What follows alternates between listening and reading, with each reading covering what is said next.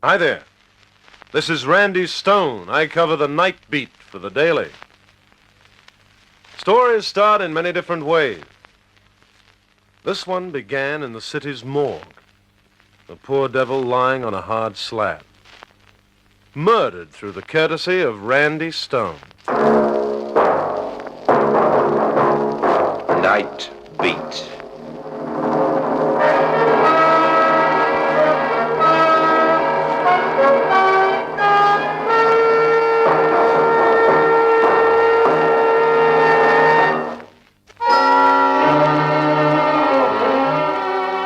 A corpse in a dark alley was the business at hand. In a big city, a dead man is a pretty impersonal thing.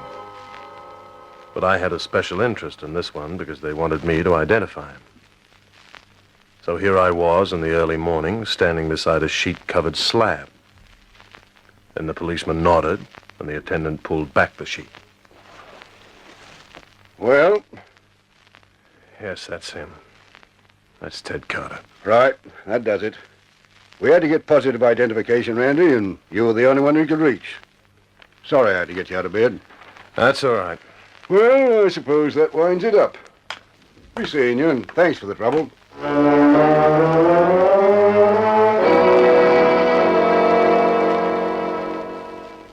I walked away from that policeman as if he had the smallpox and I'd never been vaccinated.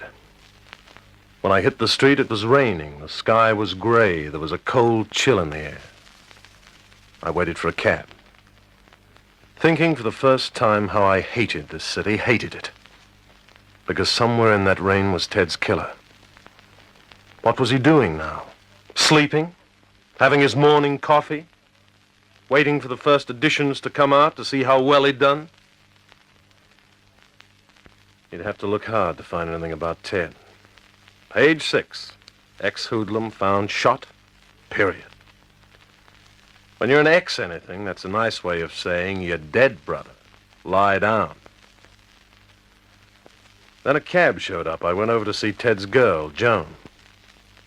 As soon as she opened the door, I knew she'd found out. Her face looked pinched and pale. Her eyes were red, just as if she'd squeezed out the last tear. Oh, Randy, why did it have to happen like that? I'm sorry, Joan. You didn't go down to see? No, I couldn't. Sure, I understand. Who do you think did it? I don't know. He told me he was finished with the rackets. What was he doing, Joan? Who had he been mixed up with? He didn't tell me anything. I didn't ask him. I believed him when he told me he was going straight. I'm going to find out who killed him, Joan. You and Ted lived in different worlds. Who was the last chap he worked for, Joan? Who got sore when Ted decided to go straight? I don't know. I don't know. Joan didn't know. I went around to the old haunts, his former friends. They didn't know. The cops didn't know. Ted had kicked around in this city among all these people for 28 years. And now, suddenly, it was as if he'd never lived at all. Then I remembered his ex-wife. A little item with baby blue eyes and red hair. Laverne Claire. Even after he met Joan, he'd kept sneaking back to Laverne, like a drunk trying to decide whether to spend his last pennies phoning Alcoholics Anonymous or buying a glass of Plonk. I went looking for Laverne. She had the number 4 spot in one of those 5 times a day shows on the untidy side of town. When I got there, I had to wait till the fleshy part of the entertainment was over. Then I went to her dressing room. Ted spent a lot of time telling me how crazy he was about you, Laverne. Yeah. He was a good scout. He liked to tell me about the way you looked when you danced. Did he? Where's my drink? Here. Who do you think killed him, Laverne? Look, Mr. Stone, you're a nice bloke. You don't want to get mixed up with Bailey. I want a drink. Bailey? I didn't say Bailey. So it's Bailey, huh? Bailey? He's had his claws around this town's throat for quite a while. So Ted knew something and he had... No, I didn't say that. I didn't say anything. Get out of here right away, you understand? Yeah. I'm beginning to understand.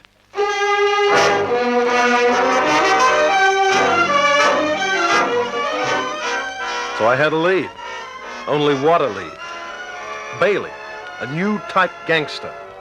Suite of offices in the Loop. A home in the country. Patron of the arts. After I told Joan of my lead, I went to see my policeman pal. Bailey? Randy, you surprised me. You don't really expect me to arrest Bailey. Want to bet? What have I got to go on? Arrest him on suspicion. Sweat it out of him. Sure. Just like that. So you won't touch Bailey? Give me something to go on and I'll get him. But it's got to be good, Randy. It's got to be good. All right, I'll be back.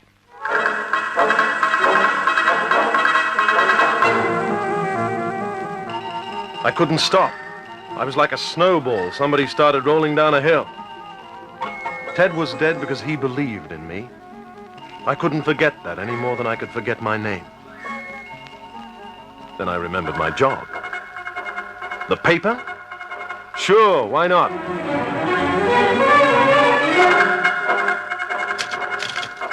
What? Big shot racketeer sends for his aspirin every time someone mentions the back alley murder of Ted Carter.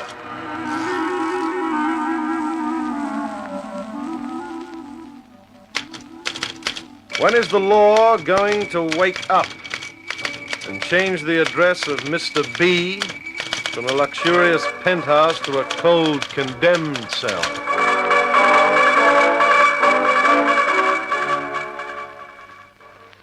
Listen to this, Mr. Bailey. Stone's latest little offering. When are the police going to bring in the Carter killer? Let me see it, Jerry. And if they don't know who it is, I'll give them a hint. Think of Daly and reach for the letter B. How long's he going to get away with that? Hand me the phone. Yes, sir.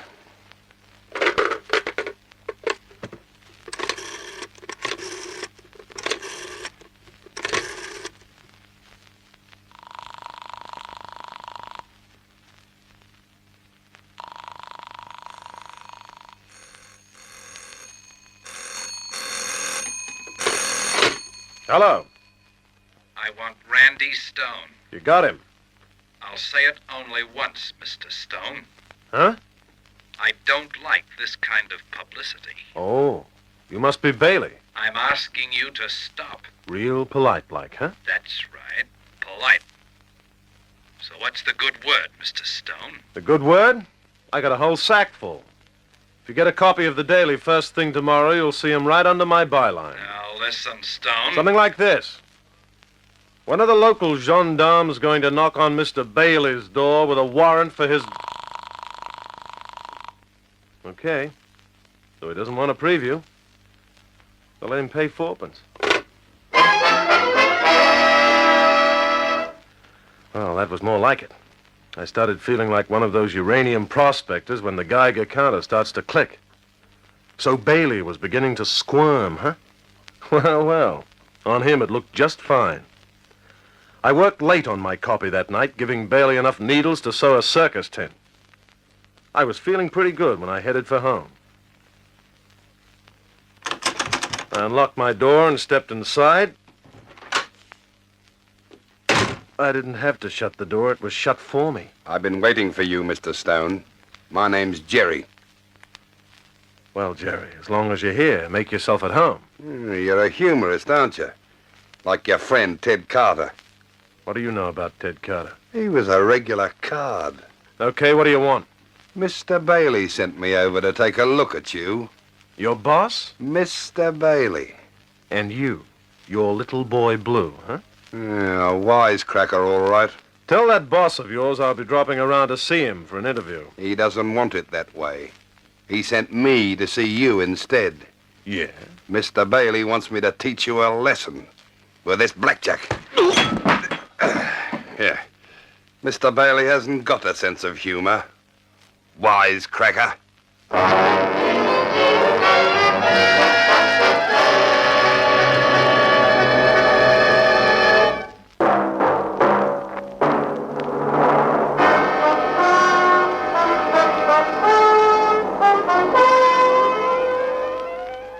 I woke up with a nice view of my ceiling.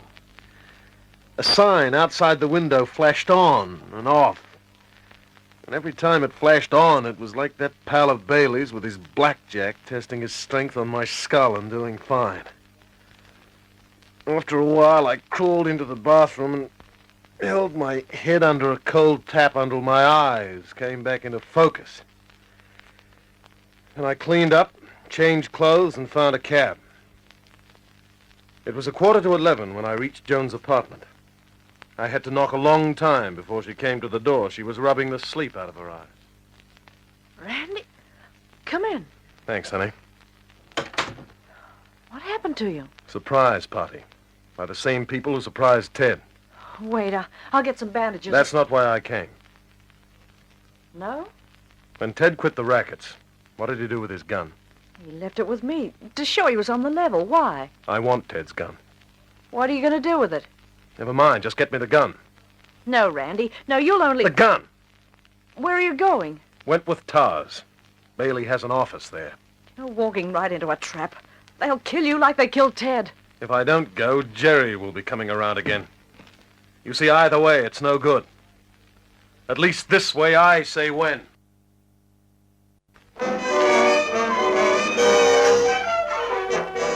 When I got to Wentworth Towers, it was almost midnight. The streets were deserted. The only sounds were distant traffic. The front door was locked. The only light in the lobby came from the night lift. An old man sat inside the lift, dozing. Hey there! Nobody in the building now. All the offices are closed. Not all of them, Pop. I have an appointment with Mr. Bailey. Oh, you have? Okay, I'll take you up. 11th floor, come on.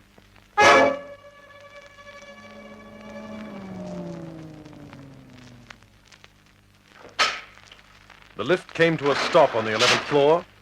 The doors opened and Jerry stepped out of the darkness.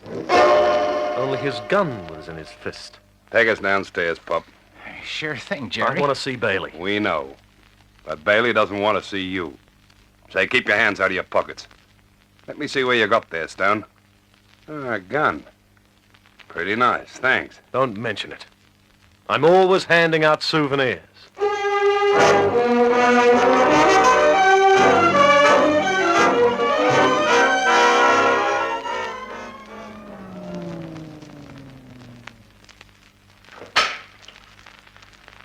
You go out first, pup, and open the street door. All right, Jerry. I'll get it open for you.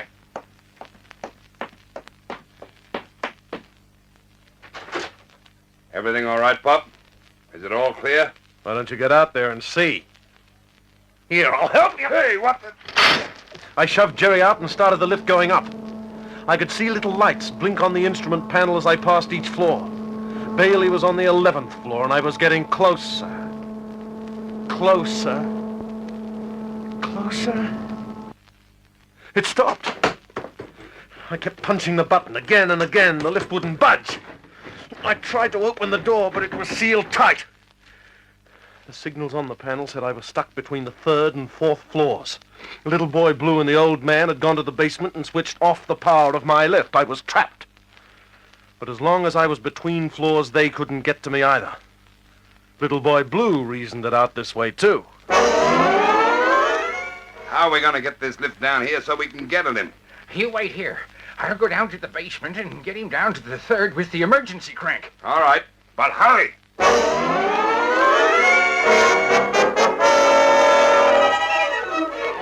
It was turning into a big evening. In a couple of minutes, I could feel my lift inching down toward the 3rd floor. I looked around for some kind of a way out. Then I saw the little emergency door on the roof of the lift. I climbed up on the old man's stool and pushed the door upward. And then I started pulling myself out of the cage. Now I was standing on top of the lift, hanging onto the greasy cable that ran down from the roof. I heard a shattering of glass, which meant that Jerry was using his gun butt to break through the little glass window in my lift door so he could reach in and spring it open. Nice work. Now if I could work out a way to stay alive for the next 5 minutes, Mr. Einstein could move over. Where is he? How could he get out of here? But he couldn't. Hey, Jerry, look up there. The trap door's open. He's on top of the lift. Yeah? Now that ain't playing fair. How many floors in this building, Pop? 12? Why? I've always wanted to run a lift. Let's see how fast we can get to the roof. Oh, Jerry. Shut up. Hold on to your hat, Stone. We were rising a mile a minute, and all I could do was sprawl down and watch the roof of the building coming at me. Faster, faster, the top pulley swinging round and round, louder, louder. The roof rushing to meet me as though we were lovers from way back. Faster, faster, almost to the top. Almost. Ah!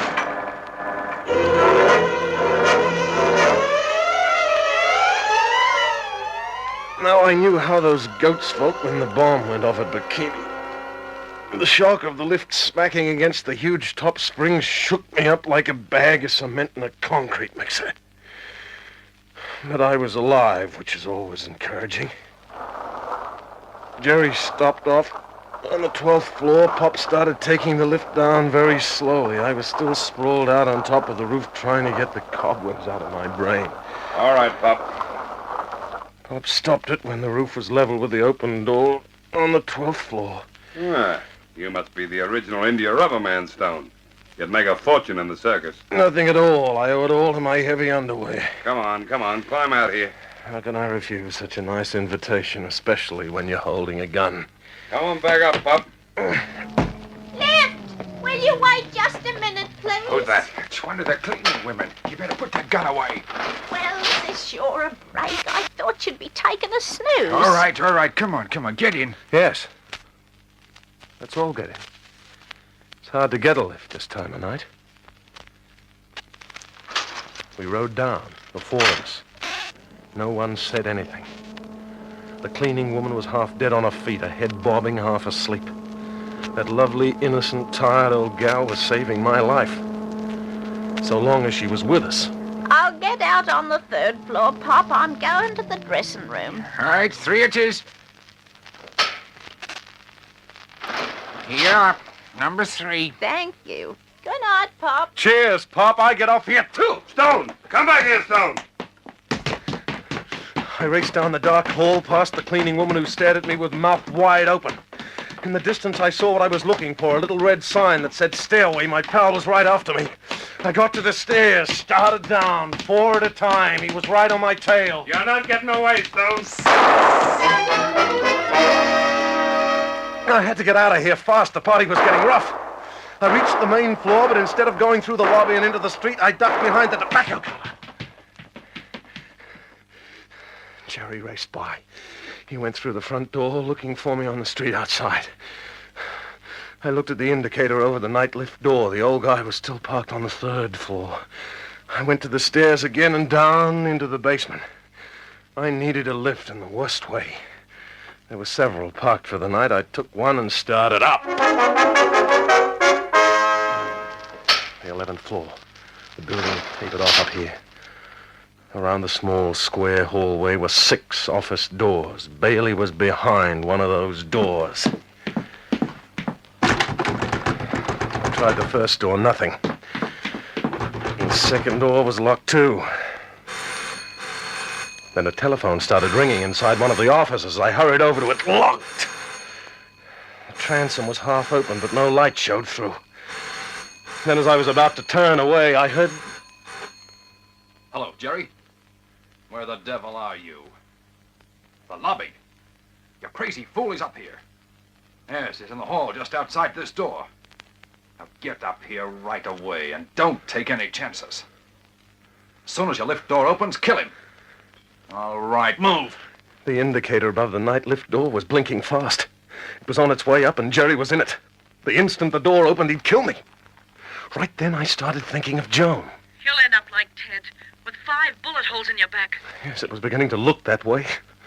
The lift had passed the 7th floor, 8th, 9th. The little lights were dancing like a string of shooting stars. Jerry was coming up fast. I was beginning to feel those bullets staring into my back. You'll end up like Ted, with 5 bullet holes in your back. With 5 bullet holes in my back. His back. I'd fought my way 11 stories to reach Bailey, and now I wasn't thinking about Bailey. You'll end up like Ted, with 5 bullet holes in your back. As Jerry's lift passed the 10th floor, I started running for the lift I'd brought up. I jumped into it and started down. I didn't want to kill Bailey anymore. I only wanted to get to Joan. On my way, I made a phone call.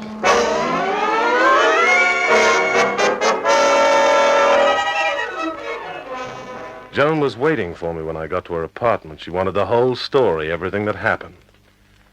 When I finished, I watched her relax a little. And you didn't kill Bailey. No, Joan, I didn't kill Bailey. Police siren. Sounds as if it's stopping in front of the house. Yes, they came here sooner than I expected. Sooner than you... You've been lying to me. You did kill Bailey. They've come to arrest you. You lied. I haven't lied, Joan. And they haven't come to arrest me. Huh? They've come to arrest you Me? for the murder of Ted Carter. What are you talking about? I didn't... Oh, yes, you did. You said the wrong thing tonight when I went out to get Bailey. What do you mean? You said I'd end up like Ted with 5 bullet holes in my back. How did you know about that? It wasn't in any of the newspaper stories, and you never went to the morgue. There was no way on earth you could have known unless you killed him. Be right with you. That's the police, Joan. Any more questions? Yes. And I know what it's like to be in love.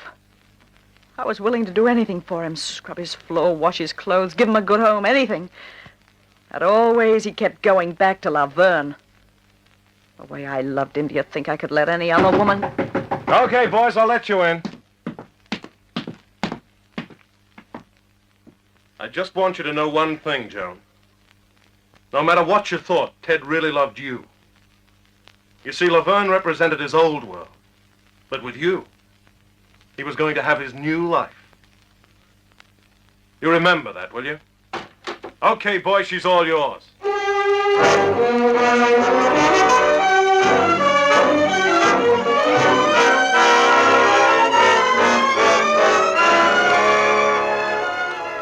Yes, that's the story of Ted Carter, murdered in the name of love. Okay, if that's what love does to you, I'll string along with Canasta. I'm just feeling low tonight. Because murder is only a symptom of what we're suffering from. The disease is selfishness and jealousy and greed. Too many of us have decided that the golden rule may have been all right for Grandpa, but nowadays the fashionable thing is dog eat dog. Relax, Randy, boy, relax. It's always a tough world at 5 in the morning with a stale cup of coffee and a second-hand ham sandwich at your elbow. But cheer up, kid. Look what's coming up over the loop. The sun. Thank you, Smiling Sol. And coffee boy.